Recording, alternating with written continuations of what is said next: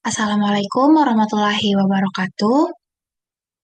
Perkenalkan, nama saya Arifah Asma Putri dengan nomor NPM 221063105015 dari kelas 6C. Program Studi Pendidikan Matematika, Fakultas Keguruan dan Ilmu Pendidikan Universitas Singapura Bangsa Karawang. Pada kesempatan kali ini, saya akan membahas tentang contoh soal yang ada pada materi-materi yang ada di mata kuliah teori peluang. Dan video ini dibuat untuk memenuhi tugas proyek akhir dari mata kuliah teori peluang yang diampu oleh Ibu Dr. Karunia Eka Lestari, MPD. Baik, masuk ke pembahasan yang pertama. Di sini ada soal yang pertama. Seorang pedagang grosir menerima 3 kotak berisi permen, ada kotak P1, P2, dan P3. Nah, kotak P1 berisi 20 kg permen coklat dengan 4% rusak, dan kotak P2 berisi 25 kg permen mint dengan 2% rusak, dan kotak P3 berisi 15 kg permen jelly dengan 3% rusak. Petugas akan mengambil 1 kg permen secara acak dari seluruh kotak untuk diperiksa.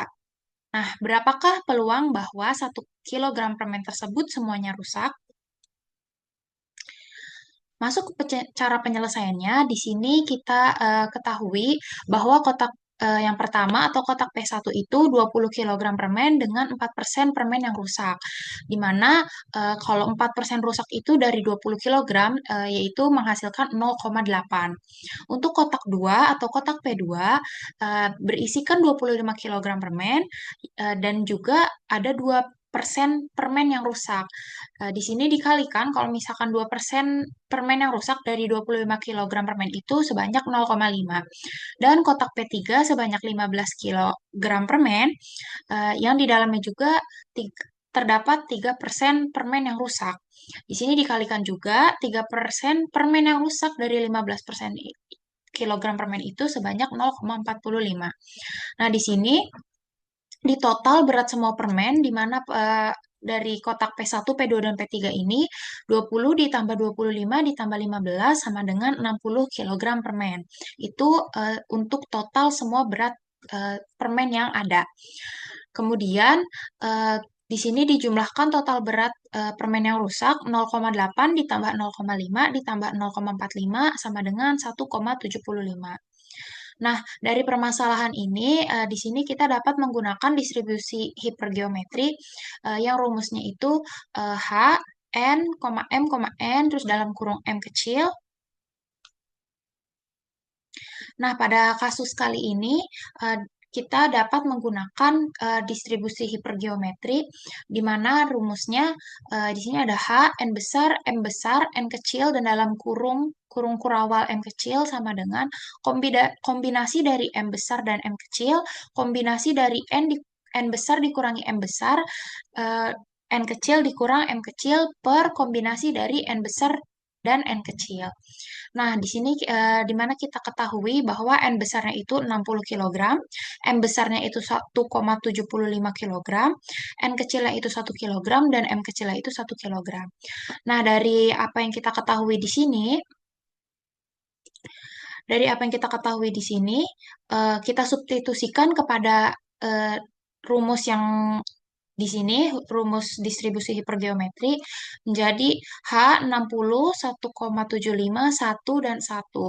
Jadi di sini kita cari kombinasi dari 1,75 dan 1, dicari juga kombinasi 60 dikurang 1,75, 1 kurang 1 per kombinasi 60 dan 1.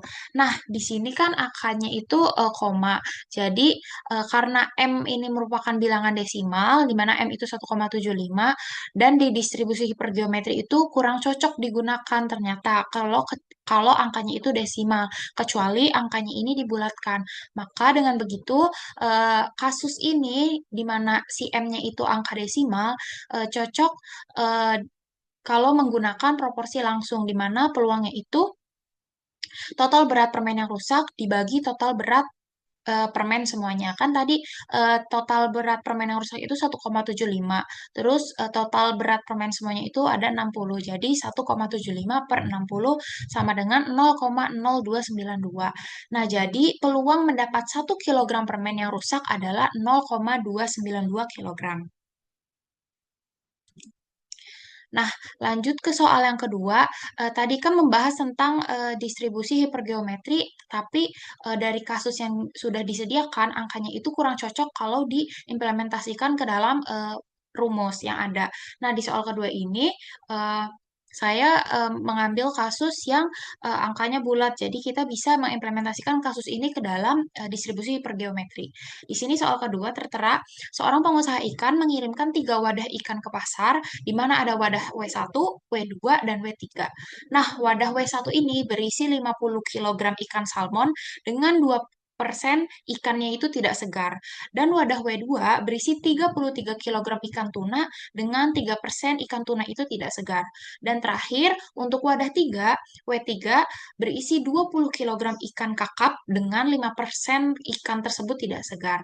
Nah, petugas pasar ini mengambil 1 kilogram ikan secara acak dari seluruh wadah yang diperiksa.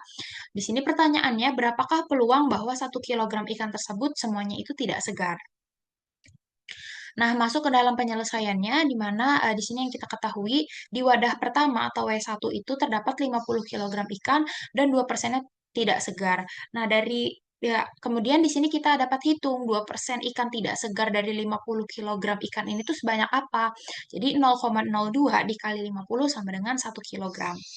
Dan wadah kedua ada 33 kilogram ikan dan 3%-nya itu tidak segar. Di sini juga kita hitung, di mana 0,03 dikali 33 sama dengan 0,99, lalu kita bulatkan menjadi 1 kilogram. Dan wadah W3 berisikan 30 kilogram ikan dan 5% ikannya itu tidak segar. Di sini juga kita dapat hitung 0,05 dikali 20 sama dengan 1 kilogram. Nah, dari setiap wadah dan beratnya itu kita jumlah total berat semua ikan di mana 50 ditambah 33 ditambah 30 sama dengan 113. Dan total berat ikan yang tidak segar itu sebanyak 1 kilogram ditambah 1 kilogram ditambah 1 kilogram sama dengan 3 kilogram. Nah, di sini juga menggunakan distribusi per geometri yang sudah saya sampaikan pada awal tadi. Dan di sini juga kita sudah ketahui bahwa N besarnya itu 113 kilogram dan M besarnya itu 3 kilogram, N kecilnya 1 kilogram, dan M kecilnya itu 1 kilogram. Dari apa yang kita ketahui dari N besar, N kecil, dan kecil ini, kita substitusikan ke dalam rumus distribusi per geometri. Di sini menjadikan H 113,3,1 dalam kurung 1. Kemudian di sini kita cari kombinasi 3 dari 1, terus kita juga cari kombinasi dari 113 kurang 3 dan 1 kurang 1 per kombinasi 113 dan 1. Di sini kita lebih jabarkan lagi dari kombinasi ini kan dicari jadinya kombinasi 3 dan 1 itu menjadi 3 faktorial per 1 faktorial 2 faktorial dikali 113 dikurang 3 itu 110 faktorial per 1 kurang 1 itu 0 jadi 0 faktorial. Nah, terus kemudian diper lagi 113 kombinasi 113 dan 1 jadinya 113 faktorial per 1 faktorial 112 faktorial. Terus di sini sudah saya jabarkan, sudah saya hitung yang menghasilkan 6 per 2 dikali 1 per 113. Terus hasil selanjutnya itu 3 per 113 yang menghasilkan 0,0265. Nah, jadi peluang untuk mendapatkan 1 kilogram ikan yang tidak segar itu sebanyak 0,02665 kilogram. Soal yang selanjutnya, soal ketiga, di sini seorang petugas perpustakaan melakukan survei di taman kota untuk mengetahui siapa saja yang pernah mengunjungi perpustakaan digital daerah dalam 1 tahun terakhir. Nah, ia memilih orang secara acak satu persatu. Nah, jika peluang seseorang pernah mengunjungi perpustakaan digital itu 0,15, berapa peluang bahwa petugas bertemu 3 orang yang belum pernah berkunjung sebelum akhirnya bertemu pertama kali dengan seseorang yang pernah berkunjung ke perpustakaan digital? Berarti di sini Eh, Petugas ini akan bertemu dengan seseorang yang sudah pernah mengunjungi perpustakaan digital daerah ini di keempat kali.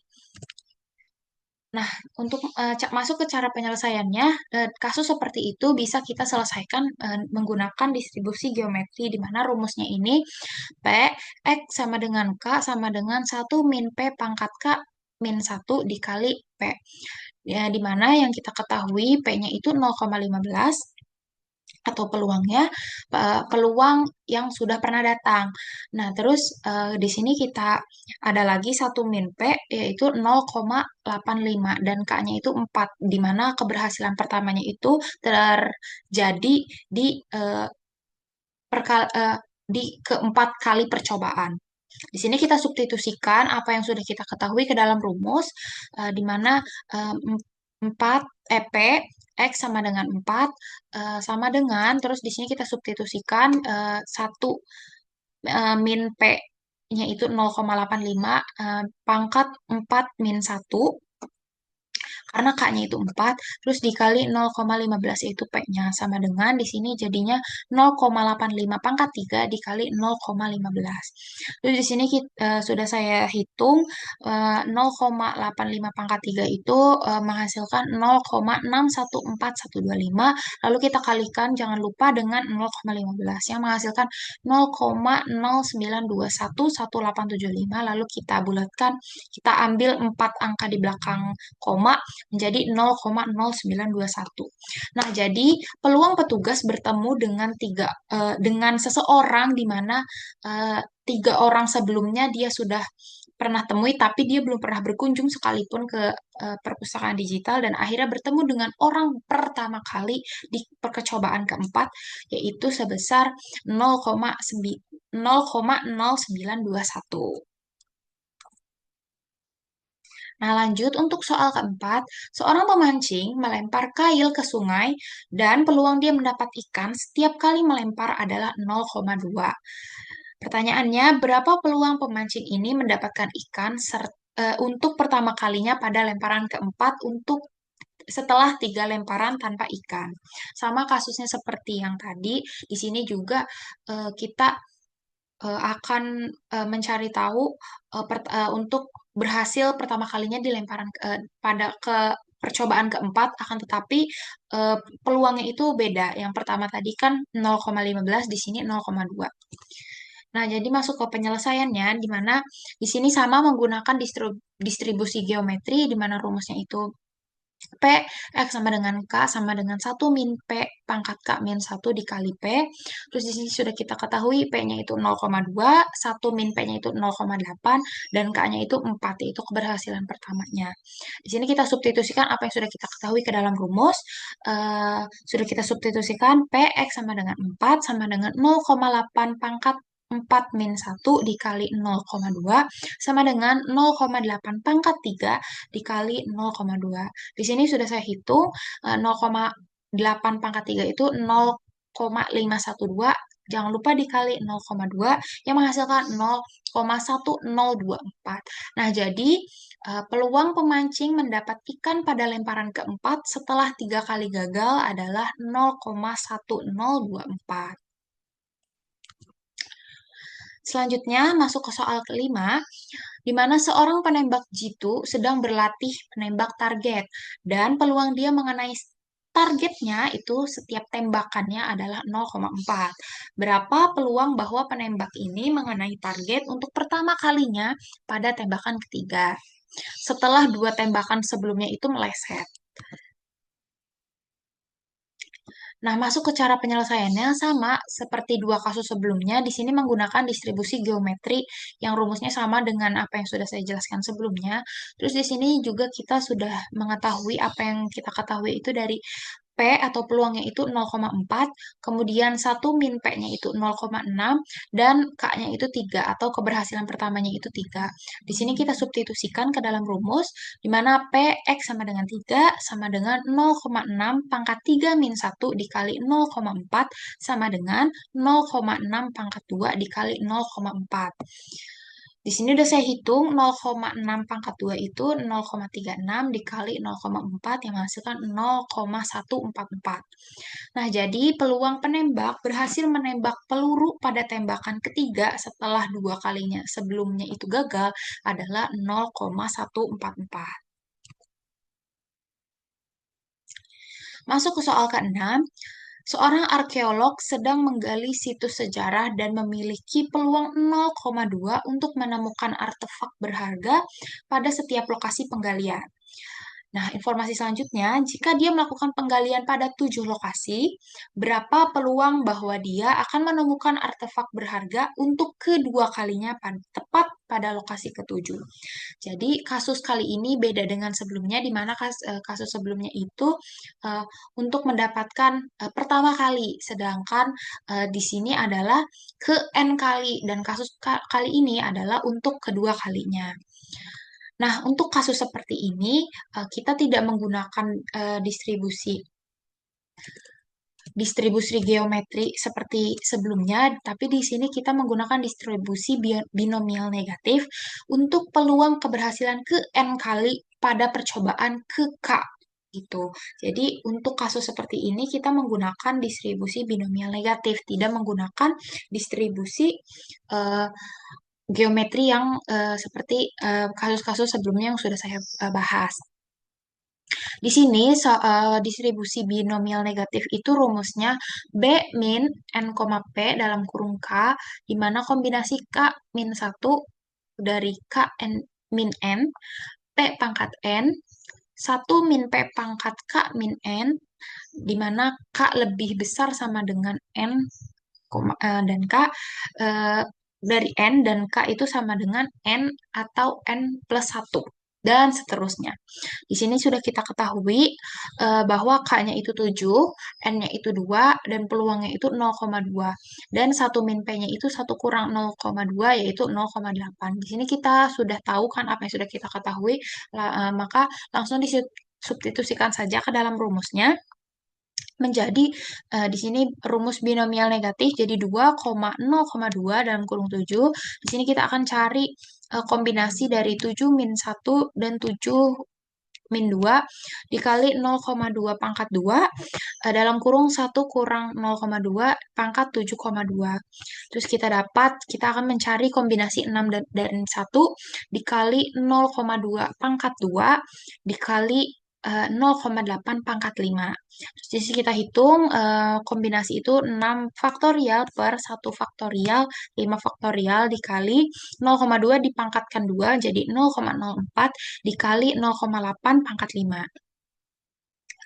Nah, terus di sini sudah dihitung juga yang menghasilkan 6 dikali 0,04 dikali 0,32768 sama dengan 0,07864432 lalu dibulatkan untuk mengambil 4 angka di belakang koma yaitu 0,0786.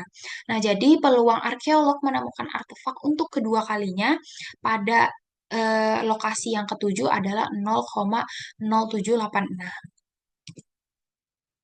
Nah, masuk soal ketujuh, seorang inspektur kualitas memeriksa produk di lini produksi dan setiap produk itu memiliki peluang 0,1 untuk kecacatan. Berapa peluang bahwa inspektur menemukan produk cacat untuk ketiga kalinya tepat pada produk ke-10 yang diperiksa? Sama dengan kasus yang sebelumnya, jadi di sini kita akan mencari peluang keberhasilan ke N kali pada percobaan ke K. Sama rumusnya di mana ini menggunakan distribusi binomial negatif. Kemudian dari kasus tersebut kita mengetahui bahwa K-nya itu sama dengan 10, N-nya sama dengan 3, dan peluangnya itu 0,1, lalu 1 dikurang peluangnya atau 1 kurang 0,1 yaitu 0,9. Lalu apa yang sudah kita ketahui ini kita substitusikan ke dalam rumus binomial negatif. Eh, Lalu di sini kita akan menghitung kombinasi 10 kurang 1 dari 10 kurang 3 dikali 0,1 pangkat 3 dalam kurung 1 kurang 0,1 pangkat 10 kurang 3. Di sini kita sudah dapat, kita akan mencari kombinasi dari 9 dan 7 dikali 0,1 pangkat 3 dikali 0,9 pangkat 7. Terus kombinasi 9 dan 7 itu 9 faktorial per 7 faktorial dikali 2 faktorial dikali 0,1 dipangkatkan 3 sama dengan 0,001 dikali 0,9 pangkat 7. Di sini sudah saya hitung yang menghasilkan 36 dikali 0,001 dikali 0,478299 yang menghasilkan 0,172186884. Lalu di sini diambil 4 angka di belakang koma, yaitu menghasilkan 0,0172. Nah, jadi peluang inspektur akan menemukan produk cacat untuk ketiga kalinya tepat pada produk ke-10, yaitu 0,0172. Nah, selanjutnya masuk ke soal ke-8. Seorang petugas memeriksa tiket penumpang di stasiun dan setiap tiket memiliki peluang 0,05 untuk tidak valid. Berapa peluang bahwa petugas menemukan tiket tidak valid untuk keempat kalinya tepat pada tiket ke-12 yang ia periksa? Di sini juga sama, masih menggunakan distribusi binomial negatif untuk keberhasilan ke N kali pada percobaan ke K. Di sini sudah kita ketahui K-nya itu sama dengan 12, N-nya itu 4, dan P-nya itu 0,05, dan 1 kurang P-nya itu 1 dikurang 0,05 sama dengan 0,95. Lalu kita substitusikan ke dalam rumus. Di sini kita dapat, kita akan menghitung kombinasi dari 12 min 1 dan 12 min 4 dikali 0,05 pangkat 4, 1 min 0,95 pangkat 12 eh, pangkat 12 min 4. Mohon maaf, di sini ada kesalahan. Harusnya di sini 0,05, bukan 0,95. Pangkat 12 min 4. Lalu di sini kita hitung kombinasi dari 11 dan 8 dikali 0,05 pangkat 4 dikali, nah di sini baru 0,95 pangkat 8. Di sini sudah saya hitung juga bahwa kombinasi 11 faktorial per 8 faktorial dikali 3 faktorial dikali 0,05 dipangkatkan 4 sama dengan 0,00000625 dikali 0,95 pangkat 8. Di sini sudah saya hitung 165 dikali 0,00000625 dikali 0,663420431890690625 menghasilkan 0,00684152320387, lalu diambil 4 angka di belakang koma. Terus di sini kan 6 dan 68. Lalu kita akan, kalau diambil 4 angka di belakang koma kan sampai 6, tapi karena di belakang 6 itu angka 8 yang dimana itu bisa dipembulatkan menjadi ke atas, jadinya 0,0007. Nah, jadi peluang petugas menemukan tiket tidak valid untuk keempat kalinya tepat pada tiket ke-12 yaitu sebesar 0,0007. Nah, selanjutnya masuk ke soal ke-9. Waktu tunggu hingga bis berikutnya tiba di halte dalam menit berdistribusi eksponensial dengan rate 0,05 per menit. Berapakah peluang bahwa seorang penumpang harus menunggu lebih dari 10 menit untuk bus berikutnya? Nah, di sini dari kasus tersebut kita bisa menggunakan distribusi eksponensial, di mana rumusnya itu P X lebih besar dari X kecil sama dengan E pangkat pangkat min lambda kali X. Terus di sini kita ketahui lambdanya itu 0,05 per menit, lalu X-nya itu 10 menit. Dan di sini kan di soal juga dijelaskan bahwa lebih dari 10 menit. Jadi kita menghitungnya itu menggunakan si E pangkat min lambda X gitu. Jadinya di sini X-nya itu tuh lebih besar dari 10, dimana tinggal kita substitusikan E pangkat min 0,05 dikali 10, terus di sini 0,5 dikali 10 itu kan jadi 0,5, jadinya E pangkat min 0,5 yang menghasilkan 0,606531.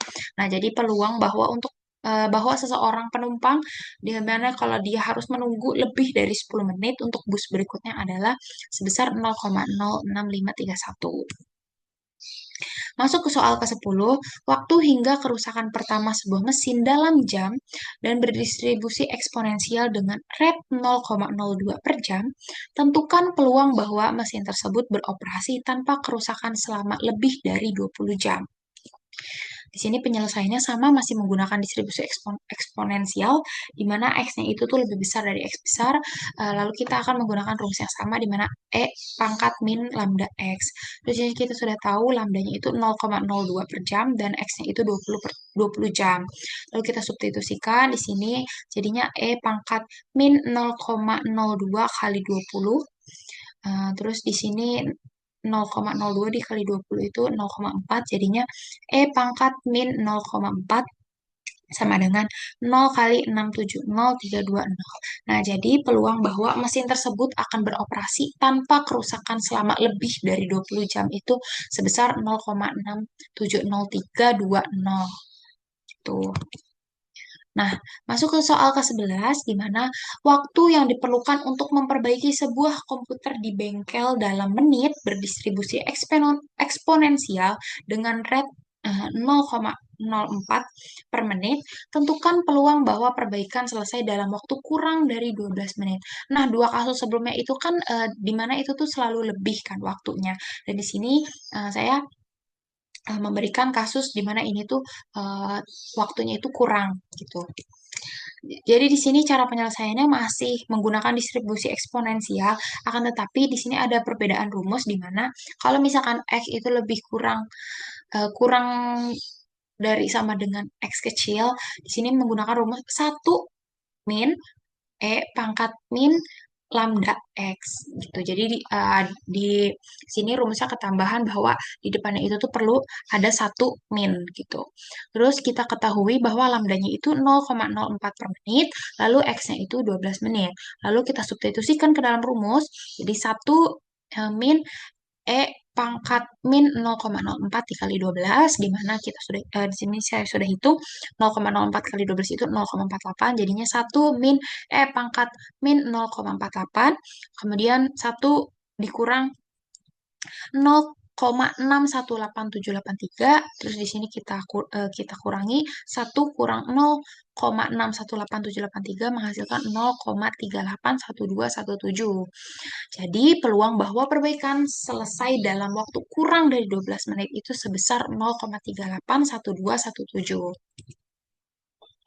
Masuk ke soal ke-12, dalam suatu kota, peluang hari hujan adalah 0,3, peluang seseorang membawa payung adalah 0,4, dan peluang hari hujan sekaligus seseorang membawa payung adalah 0,12. Berapakah peluang seseorang membawa payung jika diketahui hari sedang hujan? Nah, pada kasus kali ini di sini menggunakan rumus peluang bersyarat di mana P eh, A kurang himpunan A dikurang himpunan B sama dengan peluang eh, A irisan B per peluang himpunan B. Terus di sini kita ketahui himpunan A itu peluangnya itu tuh 0,3 di mana peluang akan terjadi hujan, dan peluang himpunan B itu peluang membawa payung sebesar 0,4, dan peluang A irisan B atau peluang hujan dan membawa payung itu sebesar 0,12. 0,12. Lalu dari apa yang sudah kita ketahui ini, kita substitusikan saja ke dalam rumus, di mana peluang himpunan A dikurang himpunan B sama dengan, ini kan tadi peluang A irisan B-nya itu 0,12, jadi per 0,3. 0,3. Terus di sini kita hitung 0,12 per 0,3 sama dengan 0,12 dikali 1 per 0,3 sama dengan 0,12 dikali 10 per 3 sama dengan 1,2 dikali 3 per 1,2 per 3 atau yang menghasilkan 0,4. Jadi peluang A dikurangi peluang B Jadi peluang himpunan A dikurangi himpunan B sama dengan 0,4. Nah, maka peluang seseorang membawa payung jika diketahui hari sedang hujan adalah sebesar 0,4. Masuk ke soal ke-13, di mana peluang seseorang memiliki penyakit tertentu adalah 0,1. Peluang tes medis memberikan hasil positif adalah 0,6, dan peluang seseorang memiliki penyakit sekaligus tes positif adalah 0,09. Tentukan peluang seseorang memiliki penyakit jika tes medis menunjukkan hasil positif. Di sini cara penyelesaiannya masih sama menggunakan rumus peluang bersyarat. Di sini kita sudah tahu peluang A-nya itu 0,1, peluang B-nya itu 0,6, dan peluang A iris B-nya itu 0,69. 0,9. Lalu kita uh, substitusikan saja di sini jadi 0,09 per 0,6 sama dengan 0,09 dikali 1 per 0,6 sama dengan 0,09 dikali 10 per 6 atau sama dengan 0,9 per 6 sama dengan 0,15. Jadi peluang himpunan A dikurang himpunan B sama dengan 0,15. Maka peluang seseorang memiliki penyakit jika tes medis menunjukkan hasil positif adalah sebesar 0,15. Masuk ke soal ke-14, di mana peluang lampu di rumah menyala adalah 0,8, peluang listrik padam adalah 0,2, dan peluang lampu menyala sekaligus listrik padam adalah 0,05. Hitung peluang lampu menyala jika diketahui listrik sedang padam.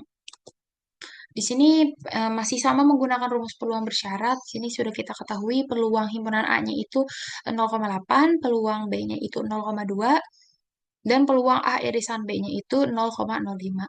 Lalu yang sudah kita ketahui ini kita substitusikan saja ke dalam rumus yang menjadikan 0,05 per 0,2, eh, kemudian 0,05 per 0,2 sama dengan 0,05 dikali 1 per 0,2 sama dengan 0,5 0,05 dikali 5 sama dengan 0,25. Jadi peluang himpunan A dikurang himpunan B sama dengan 0,25. Maka peluang lampu menyala jika diketahui listrik sedang padam adalah sebesar 0,25. Selanjutnya soal ke-15, waktu antara panggilan masuk di sebuah pusat layanan berdistribusi eksponensial dengan parameter rate lambda sama dengan 0,2 per menit. Berapakah rata-rata waktu antara dua panggilan berturut-turut? Di sini menggunakan ekspektasi distribusi eksponensial di mana rumusnya itu EX sama dengan 1 per lambda. Terus kita ketahui lambdanya itu 0,2 per menit, lalu kita tinggal substitusikan saja tinggal 1 per 0,2 atau 1 per 1 per 5 sama dengan 5. Jadi nilai ekspektasi eh, untuk nilai rata-rata waktu antara dua panggilan secara berturut-turut itu adalah 5 menit. Masuk ke soal ke-16, waktu hingga kerusakan berikutnya pada sebuah mesin berdistribusi eksponensial dengan rate lambda sama dengan 0,05 per jam. Berapakah ekspektasi waktu antar kerusakan mesin tersebut?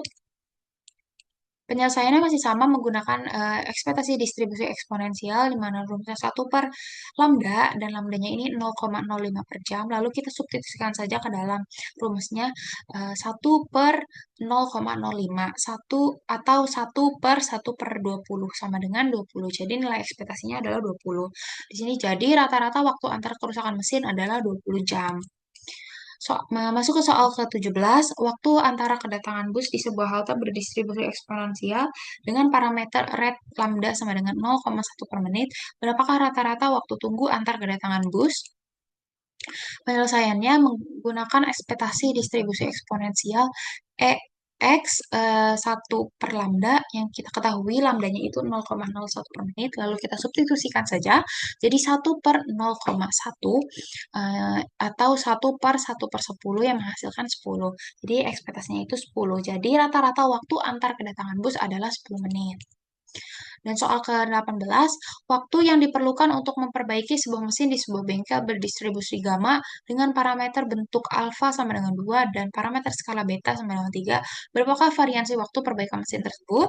Di sini kita menggunakan variansi distribusi gamma yang rumusnya itu varian X sama dengan alfa kali beta pangkat 2. Lalu tadi sudah kita ketahui alfanya itu 2 dan betanya itu 3. Lalu kita tinggal substitusikan 2 dikali 3 pangkat 2 atau 2 dikali 9 sama dengan 18. Jadi variansi waktu perbaikan mesin adalah 18. Masuk ke soal ke-19, jumlah curah hujan dalam suatu periode di sebuah daerah berdistribusi gamma dengan parameter bentuk alfa sama dengan 4 dan parameter skala beta sama dengan 1,5.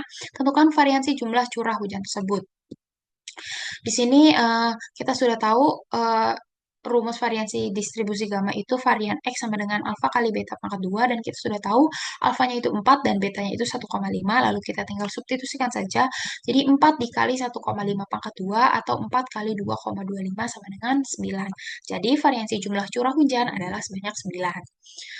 Masuk ke soal ke-20, waktu pengiriman paket oleh sebuah kurir berdistribusi gamma dengan parameter bentuk alfa sama dengan 5 dan parameter skala beta sama dengan 2, hitung variansi waktu pengiriman paket tersebut. Di sini sama menggunakan variansi distribusi gamma di mana alfa kali beta pangkat 2 dan kita sudah ketahui alfanya itu 5 dan betanya 2.